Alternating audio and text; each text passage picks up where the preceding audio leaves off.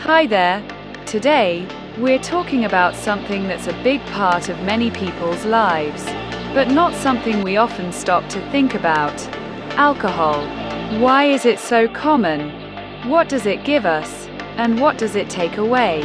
This video isn't here to judge. It's just here to offer a fresh, honest perspective, so you can make more mindful choices. If that sounds like something you're curious about, you're in the right place. Let's get into it.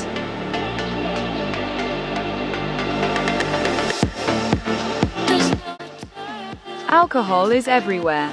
At parties, celebrations, get-togethers, or even after a rough day. It's become so normal, we barely even think about it. But what if I told you this drink, probably in someone's hand right now, kills 3 million people every year? Or that with every sip, your brain, liver, and heart get just a bit more damaged?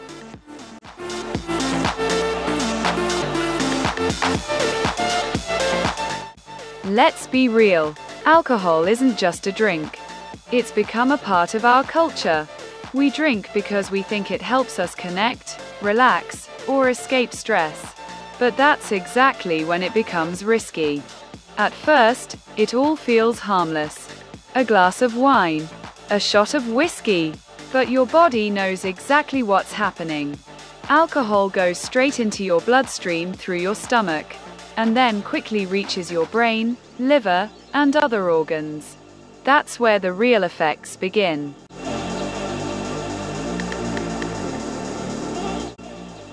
The first effect. You feel good. Why?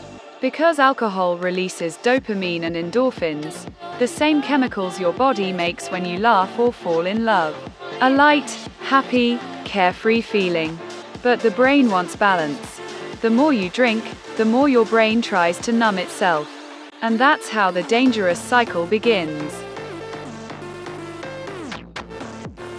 Alcohol isn't just a short-term buzz. It really damages your body from the inside. In your liver, it turns into a toxic chemical called acetaldehyde. That stuff harms your cells and even your DNA. In your brain, the connections between neurons slow down or break. Over time, your memory fades, focus gets harder, and the risk of Alzheimer's goes up. A lot of us think drinking is just for fun. No big deal. But new research says even small and regular drinking can raise the risk of cancer, heart disease, and even depression. And what most people don't realize, even so-called controlled drinking can quietly lead to dependence, slowly, silently. Imagine someone drinks 3 or 4 times a week. Seems normal, right? But over time, their brain gets used to it. A little voice says, "I can't relax without alcohol." The brain chemistry changes. The brain's reward system becomes dependent. And when the body gets used to alcohol, quitting it can feel like withdrawing from drugs, anxiety, insomnia, anger, or even deep sadness. And the effects aren't just on the person drinking. Alcohol is a major cause of domestic violence, car crashes, and many crimes. In some countries, half of all violent crimes involve alcohol somehow. Often, the victim never even drank, they were just in the wrong place, near someone who did. And if pregnancy is involved, the risk gets even higher.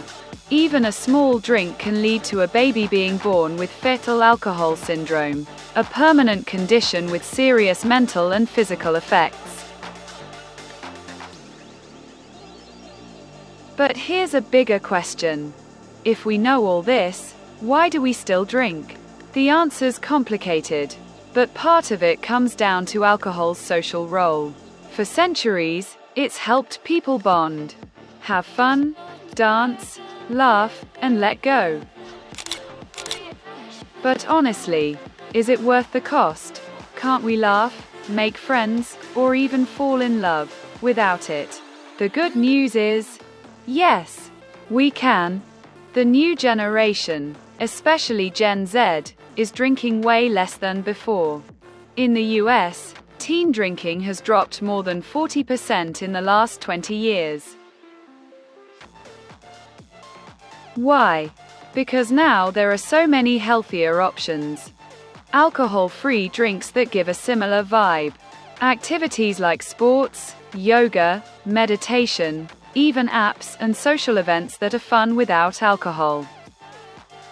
Alcohol is no longer the only way to let go. And that's amazing, because for many, drinking isn't about fun anymore. It's about habit, or even need. If you feel like alcohol is taking up too much space in your life, maybe it's time to take a closer look. Not to force yourself to quit, but just to make a more conscious choice. It doesn't matter if you drink a little or a lot. What matters is, are you in control? Or is it controlling you? And if you're not sure, maybe that's the perfect place to start.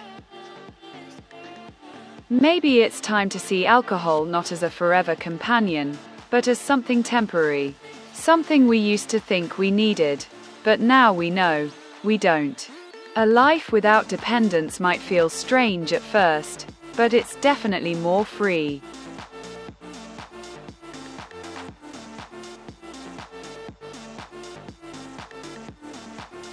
And remember, you don't have to do it alone. There are communities and resources out there to support you. It all starts with one small choice, by simply saying no to a drink you probably don't even need. Thanks so much for watching. It doesn't matter where you are on this journey. Just the fact that you're thinking about it means a lot. If this video gave you something to think about, feel free to leave a like, drop a comment, or share it with someone who might find it helpful. Remember, sometimes a small shift can lead to a big change. Until next time, stay mindful, stay curious, and take care.